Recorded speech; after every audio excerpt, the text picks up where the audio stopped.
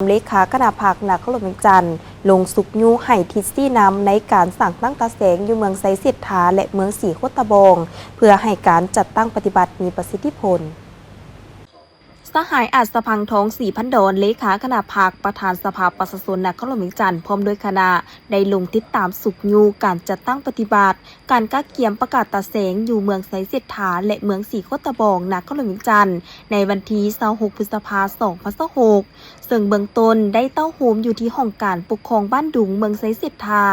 โอกาสนี้สหายนางบัววอนสุกล้าแสงเลขาพรรคเมืองไซเสถาได้รายงานว่า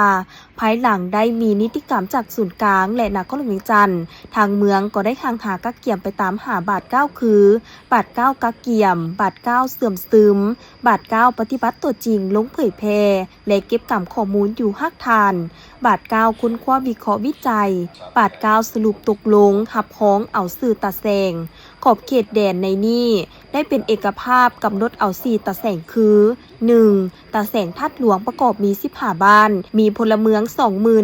28,806 คนมี503หน่วยมี5,463 ครอบครัว 6,834 หลังคาเรือนจุดที่ตั้งของสำนักงานตาแสงแม่นตั้งอยู่เฮียนปฐมบ้านนาไซ2. ตาแสงบางทรายมี11บ้านมีพลเมือง 34,002 คนมี512หน่วยมี 7,040 ครอบครัว 7,723 หลังคาเรือนจุดที่ตั้งสำนักงานปกครองตาแสงตั้งอยู่โรงเรียนประถมบ้านโนนสง่า 3. ตาแสงโน้นวายมี11บ้านมีพลเมือง 38,507 คนมี523หน่วย 8,418 ครอบครัว 8,924 หลังคาเรือนสำนักงานตาแสงแม่นตั้งอยู่โรงเรียนบ้านสมสง่าและ 4. ตาแสงดุงพัฒนามี11บ้านมีพลเมือง 24,873 คนมี463หน่วย5,534 ครอบครัว5,440 หลังคาเรือนจุดที่ตั้งสำนักงานตั้งอยู่โรงเรียนบ้านนาเบียนซึ่งมาฮอดปัจจุบันแม้ได้สำเร็จการสำรวจเขตแดนระหว่างบ้านต่อบ้านเขตตาแสงต่อตาแสงและกำหนดเขตแดนแผนที่ของตาแสงพร้อมทั้งสำรวจพลเมืองเก็บกำข้อมูลของบ้านและท่าแห้งของตาแสงสำเร็จการกำหนดจุดที่ตั้งของตาแสงที่จะเป็นจุดใจกลางในการให้บริการหับไส้ประชาชนสำเร็จการเขียนบทวิพากษ์กำหนดโครงประกอบการจัดตั้งและบุคลากรในโอกาสนี้ทางคณะรับผิดชอบยังได้เสนองบประมาณเพื่อซ่อมแปลงสำนักงานปกครองตาแสงพร้อมเสนอบุคลากรในอุปกรณ์เพื่อมารับใช้เวียกงานให้สำเร็จทันประกาศตาแสงในเดือนกันยาที่จะมาถึงนี้จากนั้นสหายอัศพังทองศรีพันดอนพร้อมด้วยคณะก็ได้ลงสุกยูอยู่2ตาแสงของเมืองสีโคตะบองซึ่งมีตาแสงหนองเหนียวและตาแสงสีไข่สหายอินปองทุมมาเลขาพรรคเมืองสีโคตะบองได้รายงานว่าเมืองสีโคตะบองแมนมี4ตาแสงในนี้ตาแสงหนองเหนียวมี8บ้านมีพลเมือง 34,177 คนมี 7,118 ครอบครัวมี565หน่วย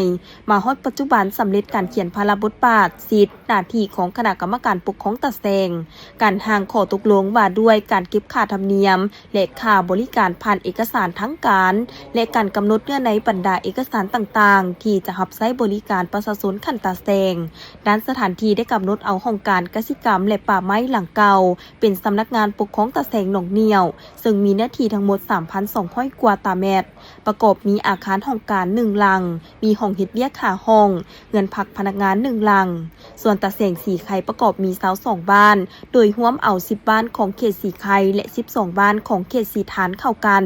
ซึ่งมี11บ้านที่มีเขตแดนเลียบตามแม่น้ำคองมีความยาว 5.7 กิโลเมตรมีพลเมืองทั้งหมด 25,717 คนมี 4,973 ครอบครัว406หน่วยได้กำหนดเอาห้องการบ้านอากาศเป็นสำนักงานปกครองตาแสงสีไข่โดยอยู่ร่วมกับองค์การปกครองบ้านอากาศโอกาสนี้ทางเมืองยังได้เสนอภาคส่วนที่เกี่ยวข้องคันนครหลวงจันทร์ตอบสนองการติดตั้งระบบ Wi-Fi เครือข่ายรับประกันความแรงความไวต่อกับการบริการประตูเดียวทันสมัยเสนอของงบประมาณในการปรับปรุงสำนักงานบุคลากรและอุปกรณ์รับใช้เวียกงาน